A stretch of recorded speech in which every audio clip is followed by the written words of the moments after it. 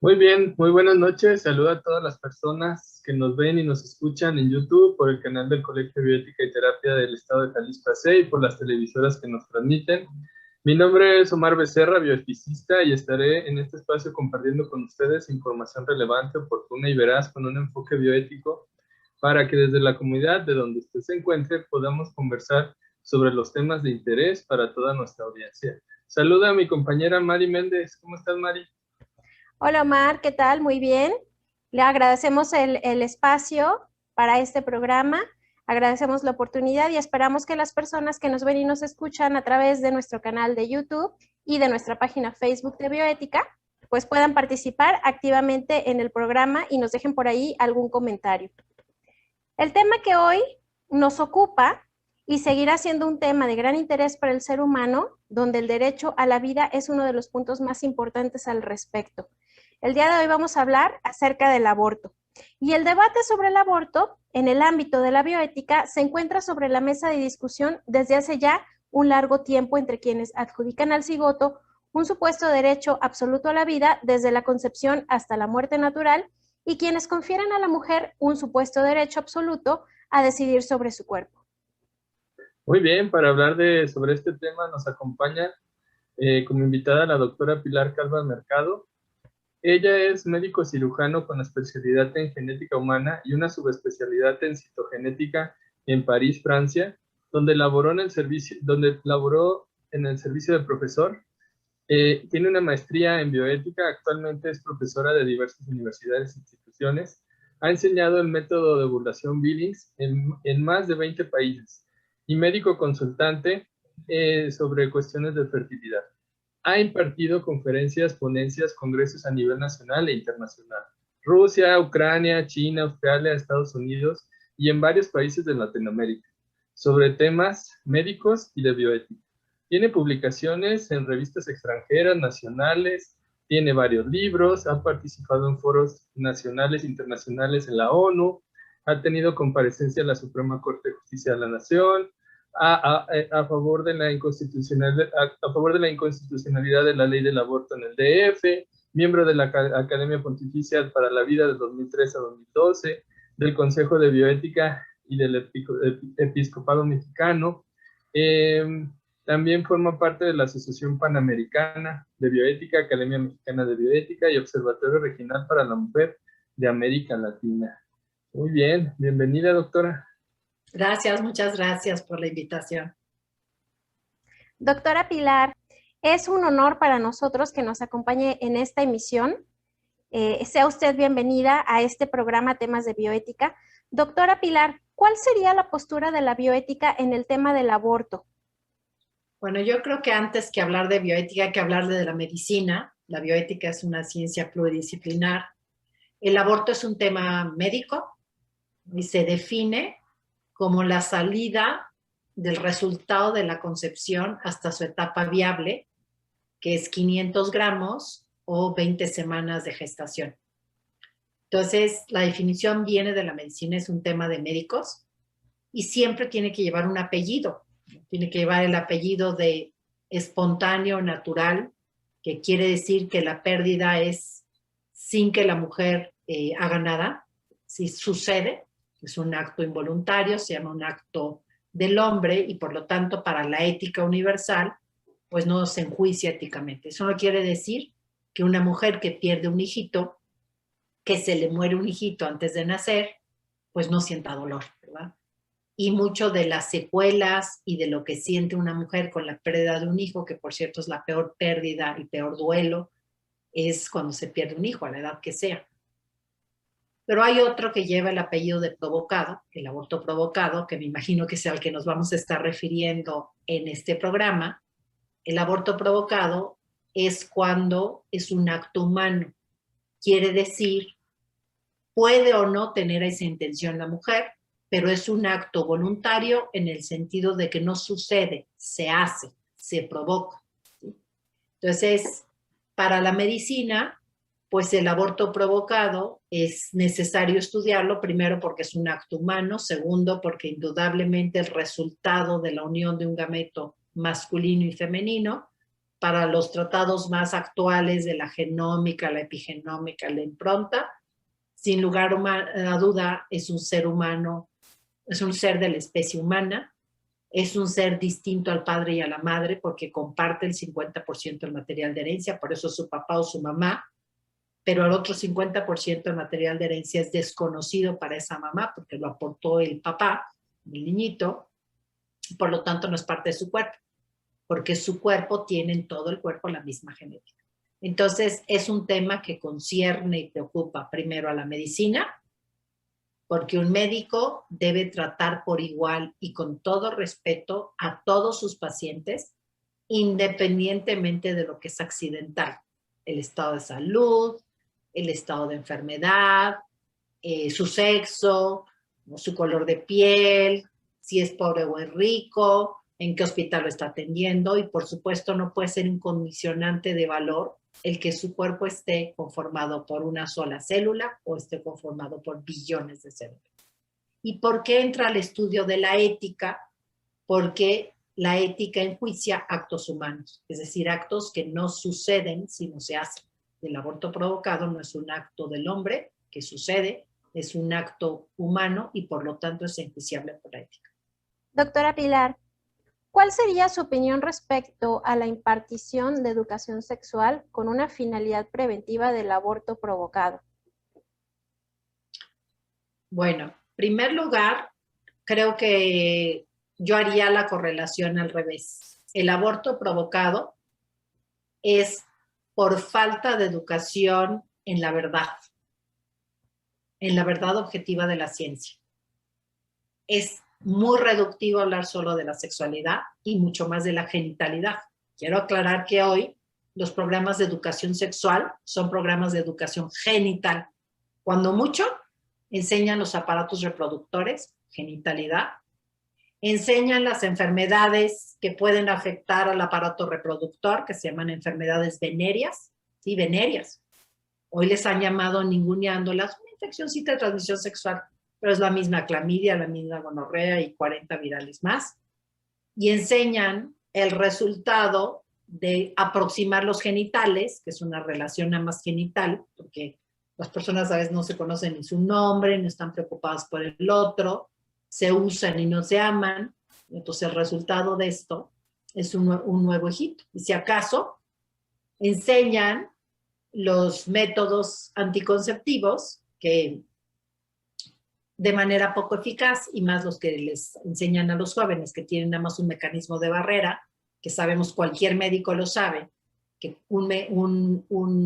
cualquier cosa a menos número de acciones, de métodos, de mecanismos de acción es menos eficaz. Un antibiótico que tiene 3 mecanismos de acción es más eficaz que un antibiótico que solo tiene un mecanismo de acción. Entonces, ¿qué les ofertan a los jóvenes en estos programas de educación genital llamada sexual? Pues les ofertan los métodos que no van a funcionar porque solo tienen mecanismo de barrera, que es eminentemente el condón, que por cierto, el condón está hecho de un material poroso, no es impermeable, y quien no me crea, pues que ponga uno bajo el microscopio o googlee de qué tamaño son los poros de los condones, y ahí lo van a encontrar, ¿no? Y mal enseñan, porque no enseñan información científica, sino enseñan información ideológica. Lo peor es enseñar estos temas con ideologías, y con una ideología muy perniciosa, que es la ideología de género. Al final de cuentas, yo soy científico. Conmigo no comulgan las ideologías. Se enseña solo información científica.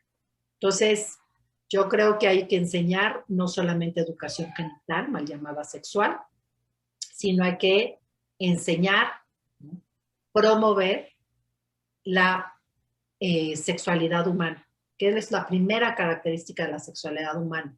En los animales, el apareamiento y el coito es una respuesta a un instinto biológico, donde no se usa nada de la voluntad. Perrito huele ferormonas, hembra en celo, todos los montamos.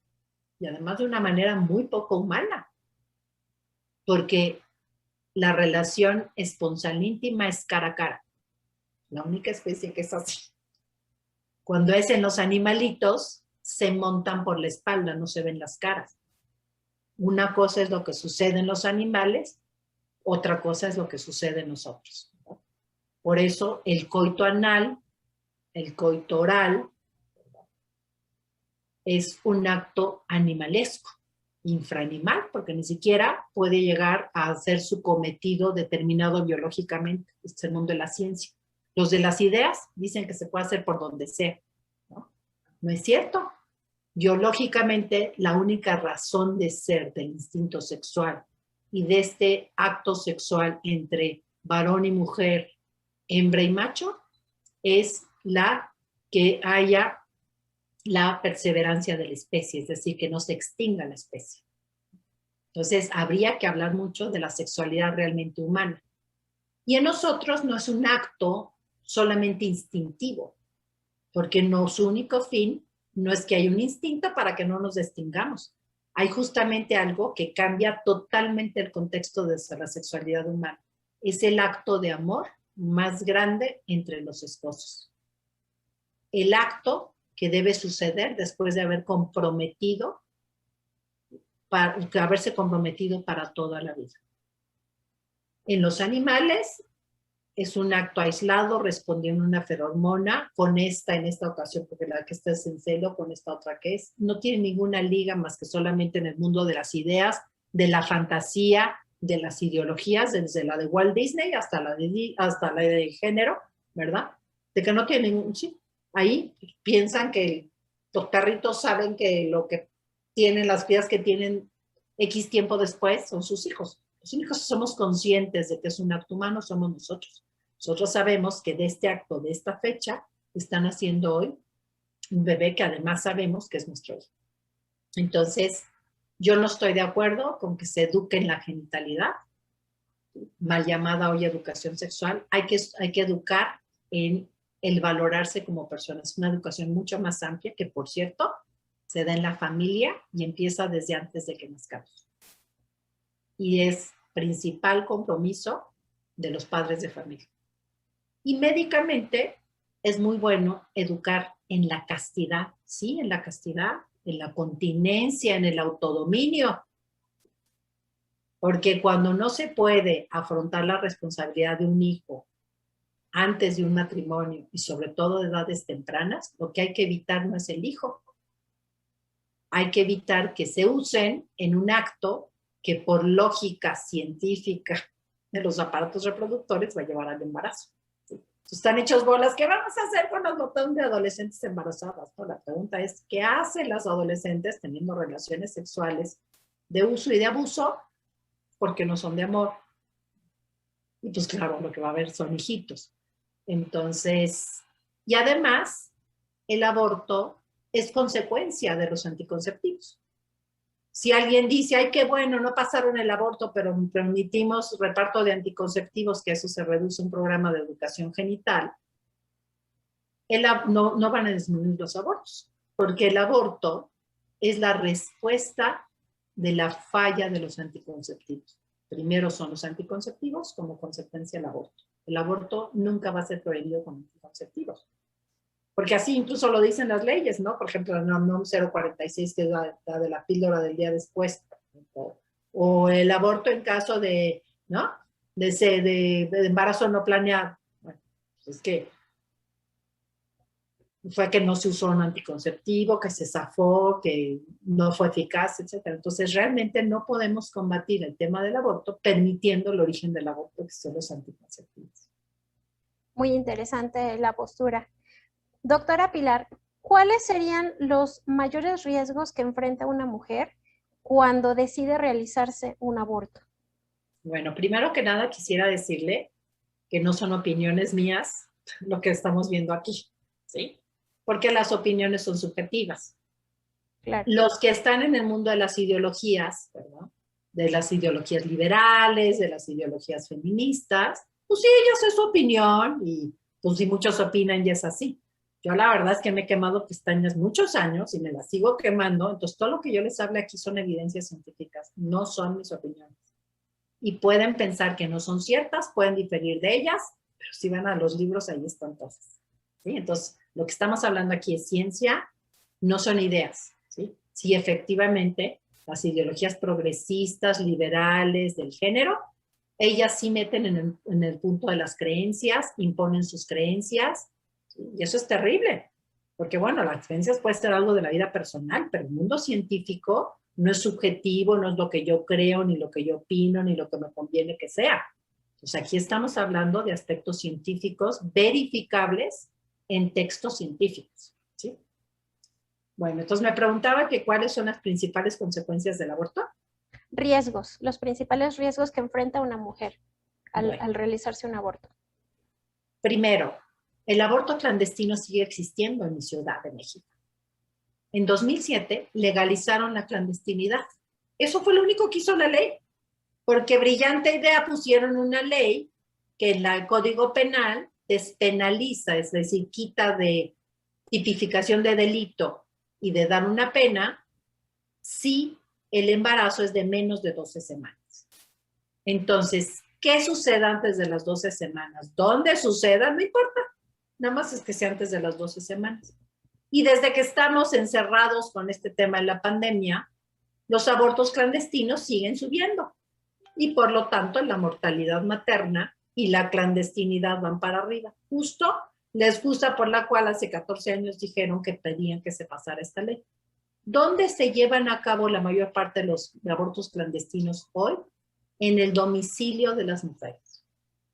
No sé por qué razón, si estamos de pandemia y se supone que estamos encerrados, las chicas están embarazadas. No hay embarazo por Zoom. Quiere decir que las niñas están saliendo, están teniendo relaciones sexuales y se están embarazando, porque no hay embarazos virtuales, no hay embarazos por Zoom.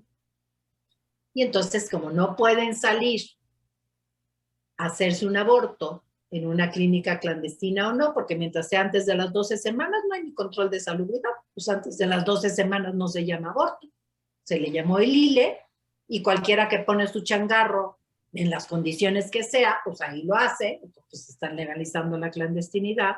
Como no pueden salir, entonces marcan a un teléfono, se meten a un Facebook y ordenan un medicamento, que casi siempre son medicamentos que además no están previstos en la farmacología para esos usos, o no han pasado todos los protocolos de seguridad. Misoprostol no está previsto para ese uso en ningún libro de farmacología, ningún texto de medicina, esto es fundamentado, ¿no? Versus la opinión del IPAS, que el IPAS opinó que el misoprostol sirve para hacer abortos provocados. Perdón, pero esa no es lo que dice una farmacología. El misoprostol tiene solo dos utilidades. Uno es para tratar la enfermedad ulceropéptica, como dicen en el 100% de los libros de medicina, y el otro es para madurar el cuello en embarazos a término, que tiene una aplicación ginecobstétrica. Es un error y es una mentira del terreno de las creencias de grupos liberales, progresistas, generistas, como es el IPAS, ¿verdad? El Instituto Panamericano de Salud, que se le ocurrió inventar, porque ellos la verdad es que sí hablan de creencias, no hablan de fundamentos en ciencias, decir que servía para esto. Entonces se las mandan de manera clandestina, porque el paquete de Amazon llega a nombre de la niña, nadie sabe que trae el paquete, la niña no les ha avisado a sus papás que está esperando un hijo, ni que al lado de ellos, sin ninguna supervisión médica, se está haciendo un aborto clandestino, aunque le llamen ILE, ¿sí? Le podrán llamar en ILE desde el punto de vista de las ideas, otra vez, ¿quiénes son los que están en el terreno de las creencias? Desde el punto de vista de la ciencia médica universal no se llama un ILE, se llama un aborto porque es la salida antes de las 20 semanas de etapa aviar. Además, hasta el término ILE no es correcto, porque no se interrumpe un embarazo. Interrumpir sería como un interruptor de luz. Si yo le digo, a ver, apágale el interruptor, le hace clic, se apaga la luz. ¡Ay, vuélvele a encender! ¿No? Entonces yo no puedo apagarle el embarazo. ¡Ay, ya tiene 20, ya se casó, ya se le antoja! ¡Ay, pues enciéndeselo! ¿No? No se interrumpe el embarazo, se termina un embarazo. Desde el lenguaje no lo saben usar porque están en el terreno de las creencias, ¿no? Entonces, se está sucediendo un aborto clandestino. Entonces, a mayor clandestinidad en un aborto, no hay quien le está supervisando la presión, no hay quien le está supervisando el sangrado, no hay quien le está supervisando los cólicos que le está generando este medicamento, las contracciones, como habitualmente, se supervisa un trabajo de parto, o si hay una amenaza de aborto o un aborto en evolución, casi siempre espontáneos son los que nos llegan a los hospitales, pues está supervisando a la mujer y la tenemos monitorizada de su presión arterial, de su temperatura, de cómo está haciendo su sangrado, de cuántas contracciones. Hay que tener supervisión de que no se quedan restos placentarios, cosa que aquí es frecuente, ¿no? Entonces, en condiciones de clandestinidad que hoy hay a domicilio, ¿no? Porque se les mandan medicamentos a domicilio, el otro es la mifepristona RU486, que por cierto ni siquiera pasó el protocolo de investigación y de seguridad, porque es un medicamento, ¿sí?, que puede provocar hemorragias masivas que ponen en peligro la vida de la mujer. Entonces me parece increíble que hayan estado en contra de la pérdida, de la muerte de la mujer, ¿verdad? La causa de mortalidad materna, la clandestinidad, y resulta que unas ideólogas en el terreno de las creencias vienen y nos imponen a los médicos, que sabemos y que estudiamos medicina y libros, que con la clandestinidad se va a acabar, ¿sí? Entonces, aquí ya le pongo varios riesgos. Tiene riesgo cuando sea con medicamentos, sea con un acto quirúrgico, porque cuando van a un hospital o cuando van a un changarro clandestino, porque antes de las 12 semanas, cuando que pongan su letrero y su página de internet, pues no llevan ningún control, porque es antes de las 2 semanas, es bien clandestino. Ni sabemos si el que está ahí presente es doctor, si se recibió, si hay una enfermera titulada, si sabrán sacar de un paro, nada. Pero bueno, al final de cuentas, es un acto quirúrgico con los riesgos propios de una cirugía, ¿no? Y uno sabe el riesgo de una cirugía porque previamente se estudia. Uno hace pruebas de biometría hemática, pruebas de coagulación, y muy importante, uno pone en una balanza el riesgo-beneficio. El embarazo no es una enfermedad, es un estado fisiológico de una mujer. Es más, implica salud. Una mujer que está saludable y ovula, si se une sexualmente un varón y está saludable y hace espermatozoides como debiera diariamente millones, pues un hijo es el certificado más grande de que son saludables sus aparatos reproductores. Término ideológico del terreno de las creencias, pues le llaman salud reproductiva, que la verdad es un término ideológico de las creencias de estas personas. Porque en medicina, las disciplinas que estudian el aparato reproductor femenino se llaman ginecobstetricia y en el varón se llama urología. No necesitamos otro nombre, ¿no? Entonces, pues, ¿cuál es el problema? Pues pueden sufrir desde complicaciones por la anestesia, que al menos tiene que ser un bloqueo, complicaciones por hemorragias, ¿verdad? Es mucho más fácil que se dé una hemorragia en un aborto provocado que en un legrado post un aborto espontáneo, porque cuando ya hubo un aborto espontáneo ya se cerraron los vasitos, ya se murió solito ese hijito, y entonces pues si uno da un llegue a la cavidad uterina, pues no es el mismo sangrado, casi no sangra. Cuando hay un nuevo ser humano en una fase que se le llama técnicamente embrión, o fase embrionaria, las primeras 8 semanas, etapa fetal a partir de las 9 hasta las 20, ¿verdad?, que suceden los abortos, ya se llama parto inmaduro. ¿Qué puede suceder? Que si dan un llegue al útero, y bueno, si en uno de esos changarros sigue siendo por UGTG, porque ya nadie lleva ningún control, ¿verdad?, o por la legra, pues es más redondeadita, pero también puede dar un llegue, ¿no? Cuando es con un succionador, sea en un hospital, sea en un changarro clandestino, porque la clandestinidad se autorizó, porque ya nadie controla lo que pasa antes de las 12 semanas, y entonces la mortalidad materna sigue para arriba, ¿eh? Entonces, y esos son datos médicos, científicos, no terreno de las creencias, de las ideas posicionadas de manera a veces violenta y bastante intolerante, por cierto. Entonces, pues ahí hay otro riesgo importante, no solamente para la vida, no, porque si hay una hemorragia, una mujer se puede desangrar en un aborto provocado, y más si es clandestino, en el cuarto de al lado de sus papás se empieza a sangrar como bárbara, a tener contracciones que no se controlan, se queda un resto placentario. La siguiente escena es que los papás la están velando, ¿eh?, porque se desangra en el cuarto de al lado. Esa es la peor clandestinidad que hay el día de hoy. Y chicas cada vez más jóvenes. Es una fuerte irresponsabilidad. Yo creo que los políticos pues deberían de estar realmente preocupados, sí, pero yo estoy muy preocupada en la mortalidad materna, pero esto no soluciona, además no es de las principales causas, pero ni siquiera es, ¿no? Y si no es mortal, pues es mortal para que esta mujer, que en su ser mujer está su feminidad, pudiera dar vida después. Porque para salvarle la vida a esta mujer que tiene perforado el útero, hay que extraer el útero, es decir, hay que hacerle una histerectomía. Y es desgarrador escuchar los testimonios de jovencitas de 6 años que dicen, ojalá algún día puedan trasplantar úteros porque a mí me lo quitaron hace un año. Ya a esa edad no hay cáncer uterino ni cáncer subuterino.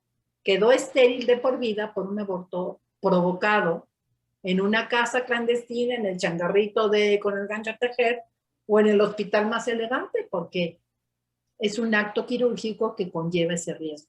Y no se justifica ese riesgo porque, pues, el que trunque mi plan de vida, el que no lo quiere, el que el otro no responda, no es una enfermedad, es un problema social que hay que resolver y hay que entrarle a resolver. Y los que realmente nos preocupamos por la mujer, pues nos preocupamos en ayudarle, ¿verdad? Nadie está diciendo que se tiene que quedar con el chiquito, ni que lo tiene que amar todos los días de su vida, ni verlo porque tiene la cara de quién sabe qué, que bueno, eso también es una invención. ¿No? Les puedo decir que yo no puedo saber la cara de quién va a tener alguien, ¿no? Por toda la recombinación genética. Bueno, en el mundo de las creencias dicen que va a ser el violador, pues bueno, ellos creen eso, pero la realidad científica no es esa, ¿no? Entonces, pues se pueden quedar sin útero matriz y nunca más volverán a poder ser mamás, ¿verdad? Entonces, esa es otra. Después, si quedan restos placentarios, y más si es de forma clandestina, eso puede causar una infección, generalizarse la infección, una septicemia, y ahora que estamos tan asustados con los coágulos que se sueltan en el COVID, es eso en mayúscula. Cualquier septicemia, complicación de una infección que se da en estos, lanza coágulos por todos lados, y esto es otra causa de mortalidad de la mujer. Entonces, esos serían los principales riesgos a los que se está jugando. Y no se justifica el principio terapéutico, porque yo justifico hacer una cirugía, dar un medicamento que conlleva riesgos cuando voy a obtener un bien. ¿Qué bien médico hay aquí? Ninguno, porque el embarazo no es una enfermedad. Puede ser un problema social, puede ser un problema jurídico, puede ser un problema de los planes de mi vida, pero no es un problema médico. Entonces, no se justificaría someter a un riesgo a una mujer si no está enferma de nada. No se cumple un principio universal de la medicina que se llama principio terapéutico, donde el beneficio esperado debe ser mayor que el riesgo. Aquí hay 0 beneficio. Y sí hay riesgo.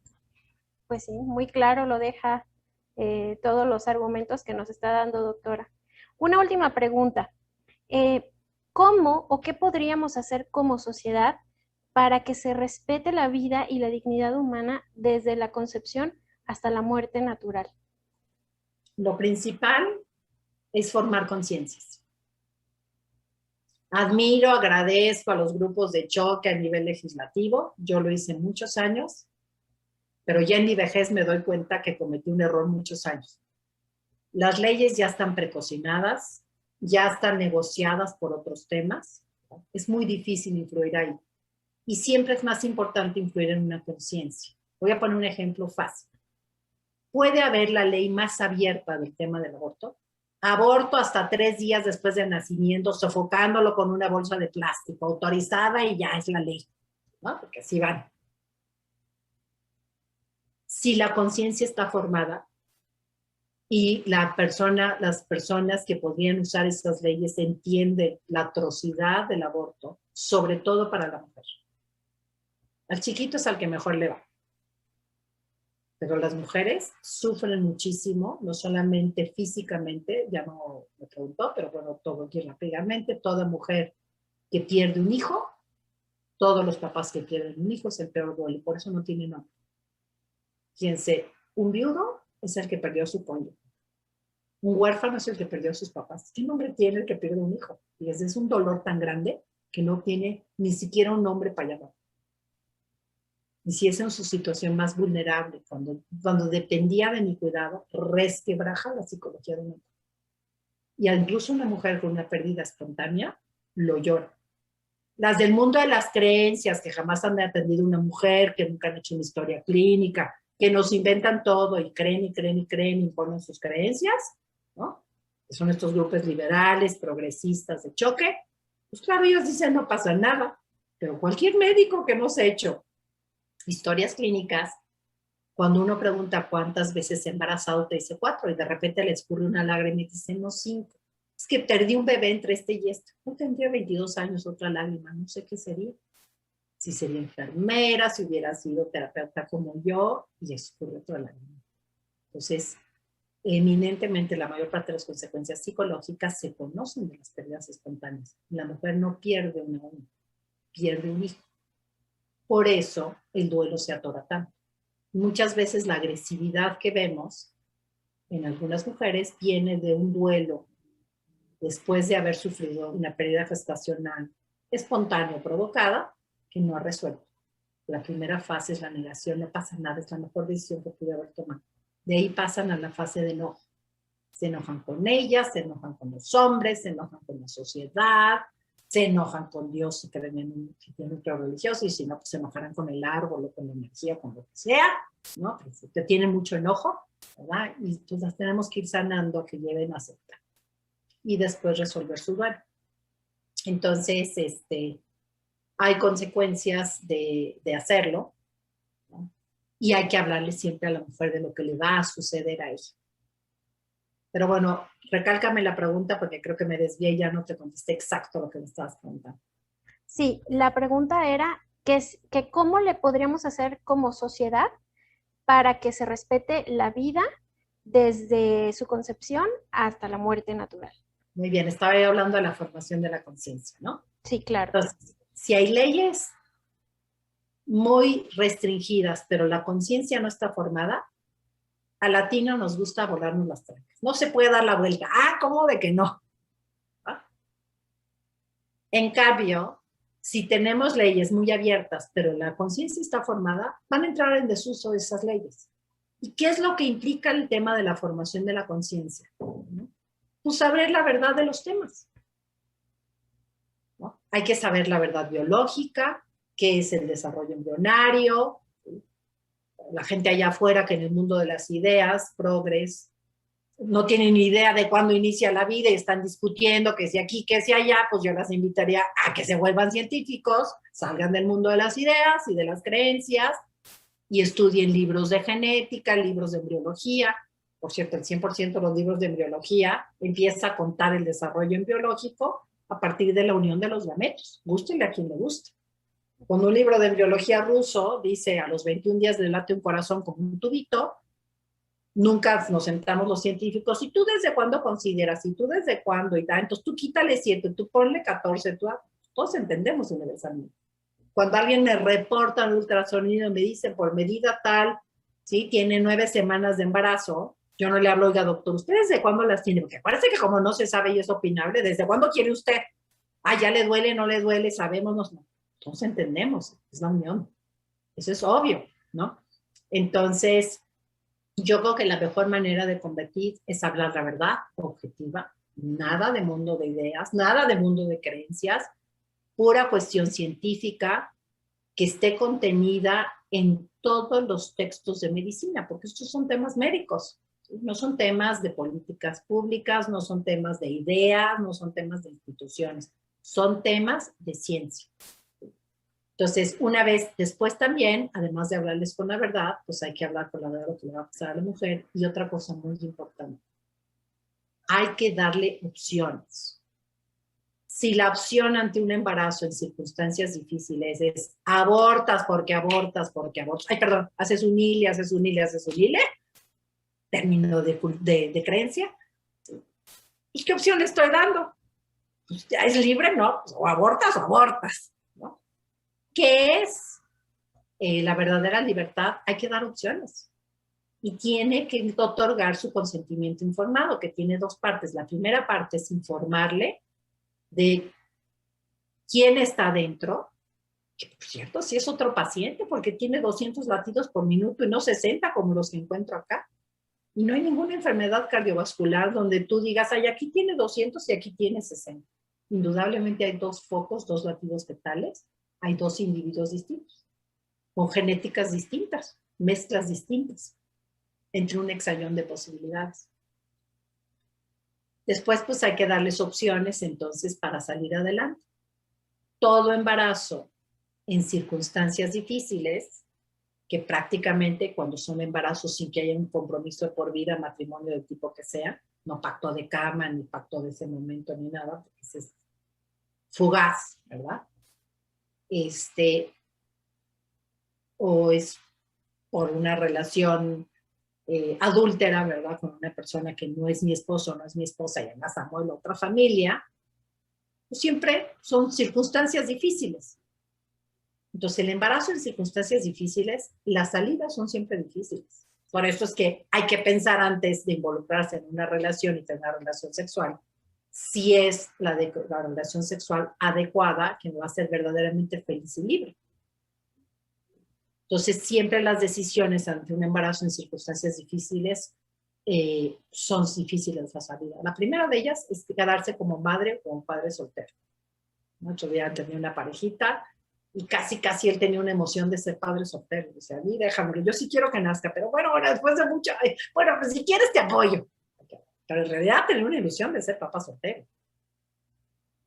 Y ya había adoptado, sin que fuera él el papá, al hijito de su pareja, ¿no? O sea, habla de un buen papá. Pero no es fácil ser mamá ni papá soltero. Son unas heroínas para sus hijos. Porque sacar un hijo solito adelante es difícil. Pero entonces ahí entra la ayuda. Yo pediría a los legisladores, ¿quieren librar a la mujer de esa presión?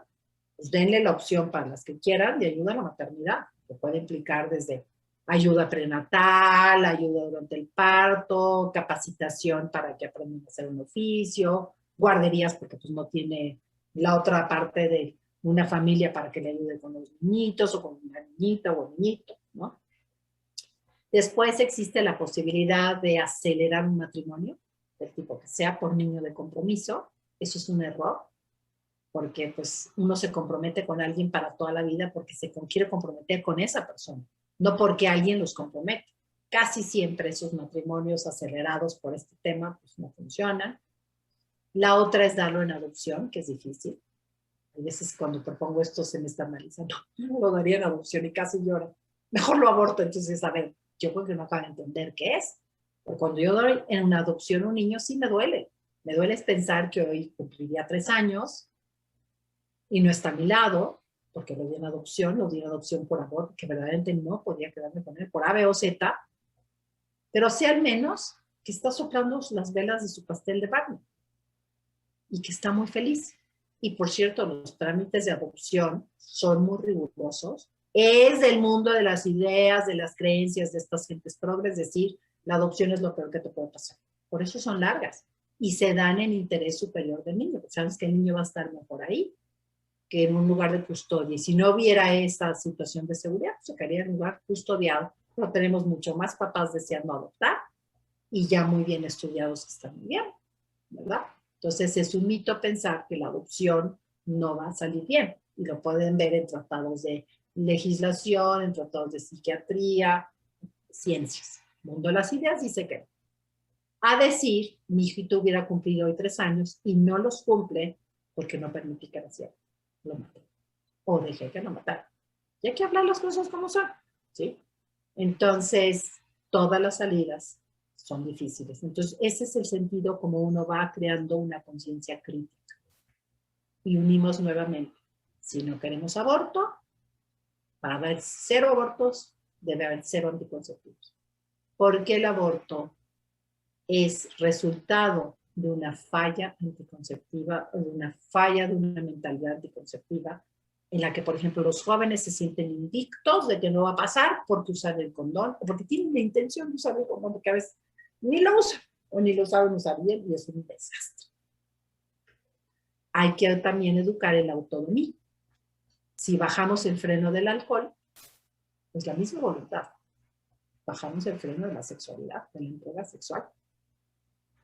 El 99% de las mujeres, que son cientos de miles, porque yo sí atiendo mujeres embarazadas, no estoy en el mundo de las ideas de las que creen que no pasa nada y que creen que, ¿no? Entonces, viven en el mundo de las creencias. Yo no he atendido a ninguna mujer embarazada en situación de crisis. ¿Sí? El 99% de ellas no se hubieran entregado en una relación sexual si no hubieran estado bajo el influjo del alcohol. Quisiera llamar aquí la atención especialmente a las jovencitas. Si bajan el freno del alcohol, se van a acabar desinhibiendo y las van a acabar utilizando. muy, muy interesante. Y para concluir, doctora, este tema, qué nos diría? Bueno, voy a reiterar, ¿no? En primer lugar, sepan que todo acto tiene consecuencias. La verdadera libertad no es nada más hacer lo que quieras. Tienes la mitad de la definición. Si un hombre y una mujer se entregan sexualmente, les va a caer la realidad encima. Es cuestión de tiempo. Se van a tener un tumor chillón. Claro, no es va a pasar a las 2 semanas. Pero bueno, después les digo entre las 6. Sí, justo llevamos 6 meses y medio teniendo relaciones. Ya ven, la estadística no falla. ¿Sí? Y a los que no les pasa, seguramente es porque traen un problema de infertilidad por ahí o de esterilidad, ¿no? Si los corregimos también les pasa. Entonces, decirle, especialmente a los jóvenes, que la realidad te acaba cayendo encima. Tú puedes prever la realidad de algo que te va a dañar y evitarlo. Alguien puede decir, no es cierto que si se me cae suelta una piedra, se me cae para abajo, porque ya votamos que no va a ser así. Negociación de verdades consensadas, opiniones, de los terrenos de creencias que no se sustentan en ciencia. Y no son creencias. ¿Sí? Pero cuando uno suelta la piedra, la realidad cae encima. Que puede ser un chisguetín de sangre, o si viene muy fuerte o es muy pesada, pues puede ser un todo. Entonces, jóvenes, la realidad te va a caer encima. Piensa y razona de lo que vas a hacer antes de hacerlo. Porque tampoco hay hubieras en ética, no hay hadas madrinas que echan el tiempo para atrás. Si yo no hubiera manejado borracho, no me hubiera llevado a 3 y no tendría una sentencia de 40 años. Pues no, pues ya no podemos hacer nada, no hay hubieras en ética, ¿no? Habrá que afrontar las consecuencias. Tomen buenas decisiones. Así es. Y bueno, el ser humano, dentro de sus derechos fundamentales, cuenta con el de la libertad, tanto de pensamiento como de acción. Esta última, normada por las leyes del territorio donde se encuentre. Asimismo, se enfrenta a los límites de esa libertad al encontrarse frente a otro individuo, quien cuenta con los mismos derechos. El punto álgido no es el de la libertad o el de los derechos, sino en la mismísima definición de individuo o de persona, la cual no siempre está bien definida en el caso del producto de la concepción no nato. Esto es el principal motivo de controversia en la aplicación de los principios bioéticos a las determinantes legales, puesto que al no tener bien establecido el concepto de individuo, los conceptos de derechos se ven en un nebuloso territorio de discusión infructuosa, como lo menciona la doctora, en el mundo de las ideas, ¿verdad? Aún más ante una determinación de legalidad en la interrupción o en el término de un embarazo. Muy bien, le agradecemos a la doctora Pilar Carva Marcano de la oportunidad de acompañarnos y compartir su amplia experiencia con nuestra audiencia. Los esperamos en nuestra siguiente emisión. Estén muy pendientes del siguiente tema. ¿Cuál será el siguiente tema, Mari? Así es, Omar. Hablaremos sobre los tipos de bioética y nos acompañará el doctor Lucio Becerra Martín, bioeticista. Les recordamos a todos que nos pueden contactar por medio de nuestra página de Facebook, Temas de Bioética. Agradezco a la doctora Pilar, a Omar, por habernos acompañado el día de hoy. Ha sido un placer estar en este espacio con ustedes. Los veo más adelante por nuestro canal de YouTube del Colegio de Bioética y Terapia de Jalisco. Que pasen buenas noches.